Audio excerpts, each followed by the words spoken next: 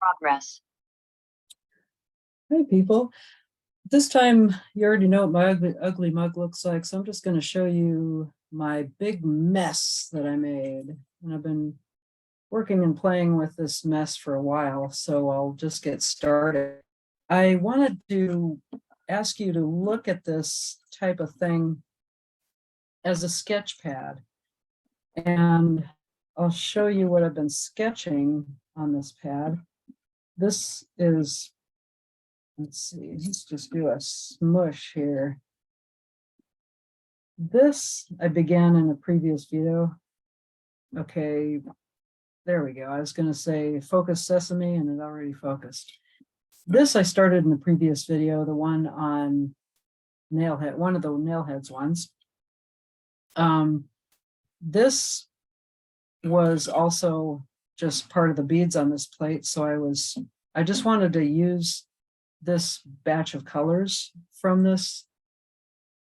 So I just started doing regular peyote stitch with it. I refused to count when I began, so I ended up with all single count stitches and one double count stitch, but that works. I like it. And since I spoke last, I found a couple tchotchkes in the wonderful free store near our house that we walk past on our daily walk, and it had, this is a bead, and this is a bead, and this is a charm pendant that was attached to what used to be a keychain. I thought, what the hey, I'll use it. But and then these were as well. I mean, these are not expensive beads, they're not collectible beads, but not every bead has to be collectible to be valuable to me. That's my cranky way of putting it. And yes, a bell that has a loop through the top. That loop makes it stringable, so why not use that, right? I also was messing around with things on this plate that I wanted, I thought, make a pair of earrings, do something with it, a plain strip. It's kind of a fun Zen exercise and mellowing out exercise to just meditatively pick out the beads, because these beads came from this group of beads. I mean, these are like, dozens of colors mixed together, right? And I thought, I'm going to go for all the brownie, purpley, tanny, maybe a couple of red ones here and there ones, right? Ooh, a couple reds. Oh my God. There you go. And I did that, and I've used most of them, but not all of them. So I'll continue on this later. But in the meantime, I thought, I got a lot of green beads here and blue, aqua beads. And of course I got these wonderful, other accent beads. And then I found these since then. So I thought, okay, time to do stuff with it. Let the brew incubate and mix together and cook together. And what do you come up with? Well, first couple things I came up with were earrings, and these are improvisational. Oops, I'll get them going upright here. They're peyote, kind of warp twisted peyote stitch based things.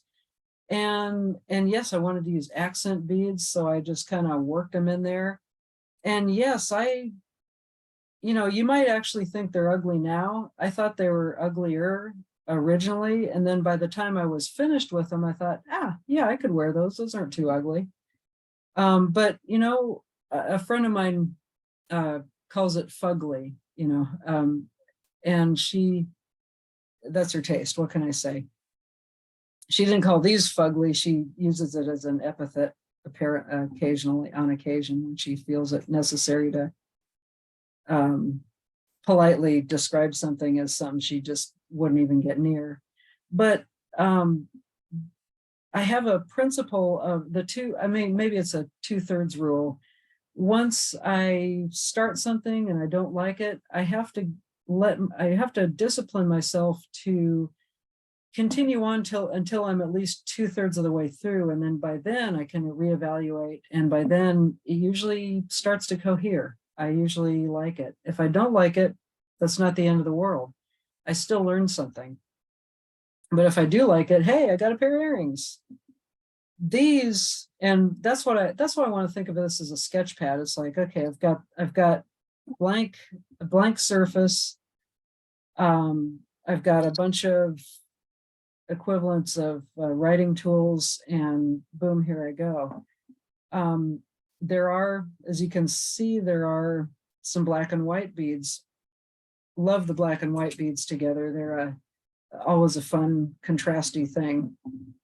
What a lot of people do in beads is to have kind of a black and white with circus colors theme things sometimes. And sometimes that's good, and you have to kind of watch against it becoming a little trite. But I thought that would be fun to do. The basis of these is the idea. I think her name is Fleur Caspers, who does these wonderful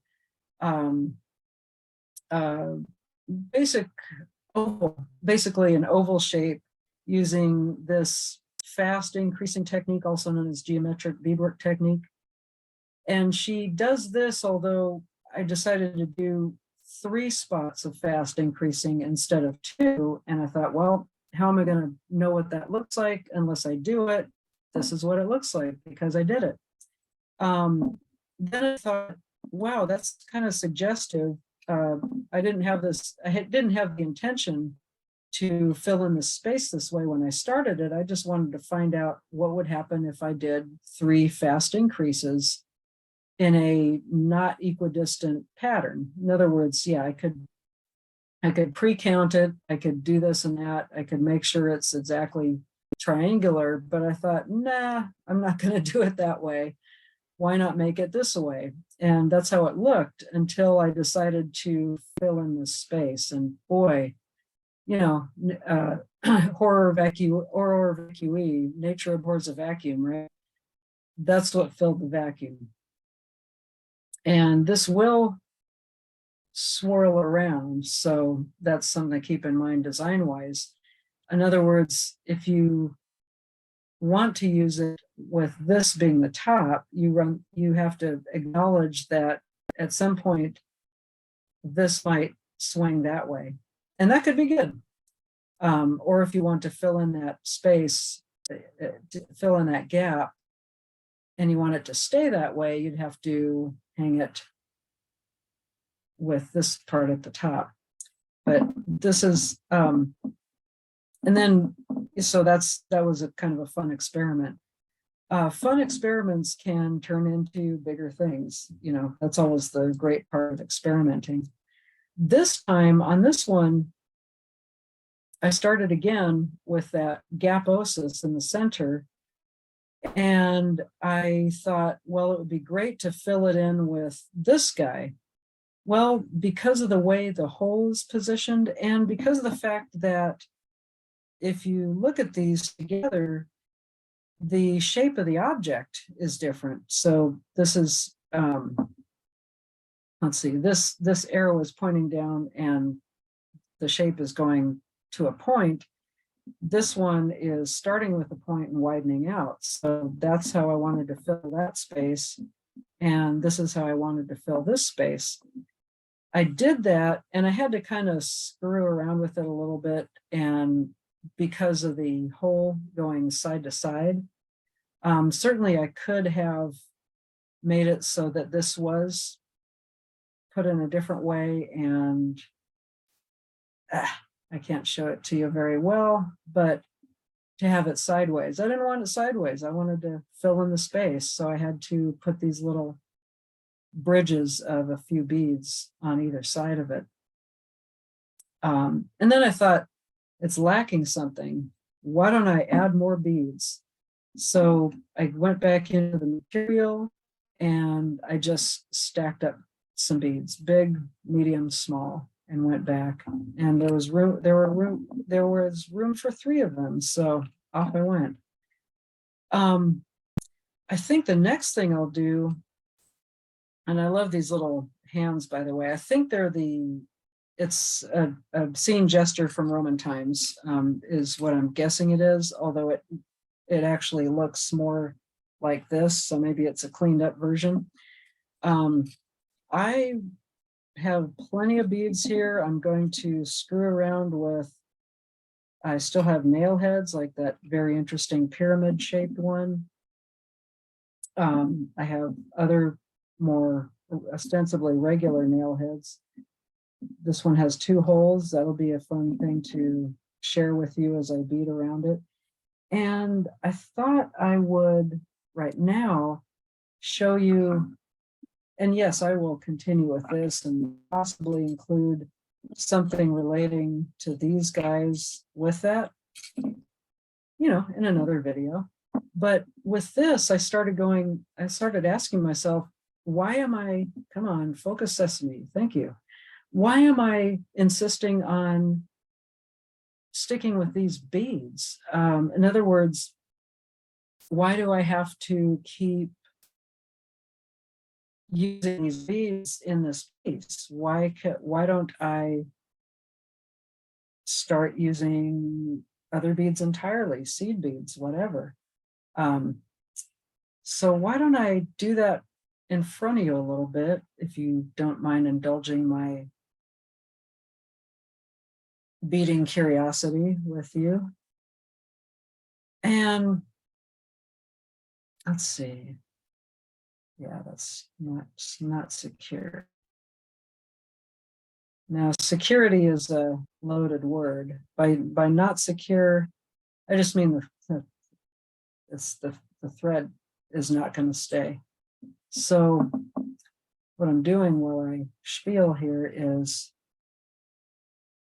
thinking, okay, well, I'll do a half hitch knot here around here, and then I'll go through. But yeah, Alfred Korzybski, author of a book called Science and Sanity, said that so many words are both under and over defined. And when you have a word that is so loaded with meaning in our society, such as security, you could be speaking about things as innocuous as a thread slipping out, the danger of a thread slipping out and wrecking your hard work beadwork. Or you could be talking about Department of Homeland Security or a security system on a home, or a feeling of secure. There are all these psychological thingies that play on your sense of security, and sometimes people's sense of security can be overly concerned with one aspect of what might be called security and completely unconcerned with an aspect of security that should be actually of concern to them, such as just common sense. They're worried about their 401k while they're walking down the street looking at their pocket. I jokingly call it a pocket pal, a iPhone, as they're walking down the street on a dark night in an unfamiliar neighborhood, or just with an open manhole right in front of them, kind of thing. So pratfalls ensue. But that's one of those psychological musings that digresses pretty far from the topic of beadwork, I realize. So I will rein it back in. But I hope you indulge my silly musings as I bead. And again, that's the fun part of beading, is your imagination can just go take a long walk, as you do this ostensibly tedious stuff. Now, I'm not counting, but I will probably, I'll probably not count exactly, but I will count enough to know, to verify to myself that I have an even number of beads, because with right angle weave, it is helpful to have I'll just go for it. I've got 8 beads here. I'm going to see if that fits. If it doesn't, I will adapt. What can I say? And back to that feeling of security, I think I brought it up maybe because people don't always feel secure just winging it with beads. I understand the logic of not wanting to waste your time because it's a time-consuming pursuit. But, you know, what can I say? How should I put this delicately? Imagination is a muscle. If you don't use it, it will atrophy. And I encourage you to use it, even if it's a little painful at first. And I'm not one of those athletic nuts either.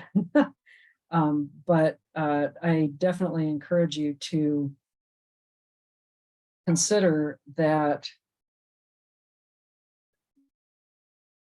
how should I put this again? That the genre is better served by the adventurous and the trailblazers. And not everybody has to be a trailblazer at all times, but it doesn't hurt to stretch a little with your imagination. Right angle weave is fun in that you can just kind of, let's see, you can kind of screw around more than you think. I'm going to mix in these nail heads with these straight seed beads. And you and I are going to find out what happens as I do it, because I don't know what's going to happen either. And the fact that I'm comfortable with that is not something to brag about. It's just the way I work. I wouldn't dare suggest that I'm special or I'm a superpower, superwoman, because I'm willing to experiment. But I hope you'll indulge me in just being patiently watching me do this. So yeah, now I'm not going to go completely only seed beads at this point, because I want to kind of blend them in. They're not going to blend, but they're going to be dispersed within the existing piece. And so I've got 1, 2, 3 sides, got a 4th side to fill in. And yeah, why don't I do seed beads then? Am I allowed to change the color of the seed beads I integrate into this? Well, if I want to keep my little resolution of only playing with, only deploying the beads that are on this plate, then I probably should. But believe it or not, it's possible to do this in a relatively discreet way. And I realize, of course, that discreet can be defined as an over and under defined term. What Korzybski, hopefully I understand correctly, means by over and under defined is that it has the word will have a ton of associations, but at the same time so it'll have a lot of different meaning. It can have a lot of different meanings, but at the same time, it's underdefined in the sense that people make assumptions about the agreements being made as to what is understood by that word. And it can lead to more sanity than science, or it can lead to a lack of sanity and a lack of science, I guess. Turn that off. So yeah, I've introduced other components, and it seems so far that four little beads equals roughly one big bead. If I was to do a huge piece, and it might not, the slight difference in length might matter, but too bad. I'm gonna keep it along these lines, and if it starts to not look good, I'll do something else with it. That's a frequent dodge on my part. If I want to dodge reality, or if I want to dodge the consequences of what I've done. And I'm not going to make this so long that you get bored, I hope. So I will probably conclude this fairly soon, but I really am honored that you're willing to watch me do this for, which might be, to some people, is probably like watching paint dry. And I hope you don't mind my little verbal sophisms as I work.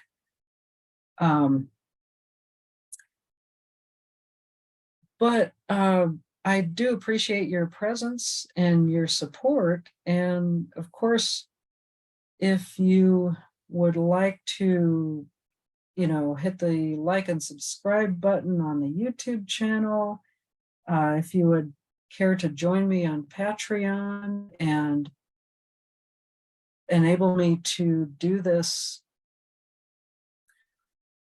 full time as I'm doing. I've done this type of work full time since 2007. And part of the full timeness of it is doing things like such as Patreon and YouTube to have people help spread awareness of this medium and its possibilities. The other thing that I should like to mention before I conclude is that I'm about to finish a piece that I began before the pandemic, and I hope to show you after it's completed. It had a lot of difficult aspects to it and serendipitous moments about it, and it was at one point I really did not believe that I would ever finish it, kind of situation. And at many points I was chastising myself for not having already finished it. So I decided stop chastising and continue working, and damn the consequences. And yes, it is close to being finished. So I'm really happy about that nearly being finished. I will let you judge for yourself whether you think it was worth the effort, whether or not it was worth the effort. But I do have more to share with you, and I do hope you think this work is worthwhile enough that you're willing to engage with it on a whatever level you choose, repetitive, more than once, I guess I could say. And I thank you for your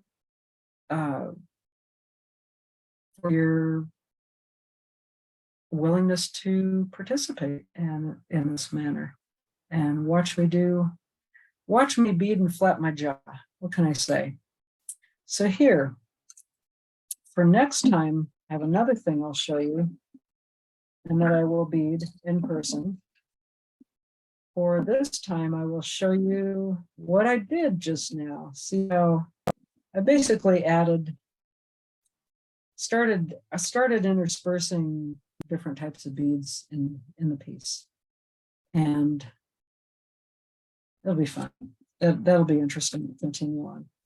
Next time, I'll show you This is a, let's see. This is something I started thinking, okay, I got to get rid of these green beads. I got a cajillion green beads on here.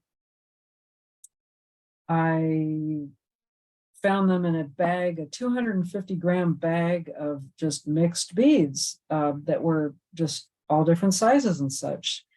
Some of these I found elsewhere, but I like the colors going with them, but the rest of them are in the same bag, jumbled together, as you can see. And I started doing one thing. I didn't like the way it turned out, and then I started doing something different with that same thing.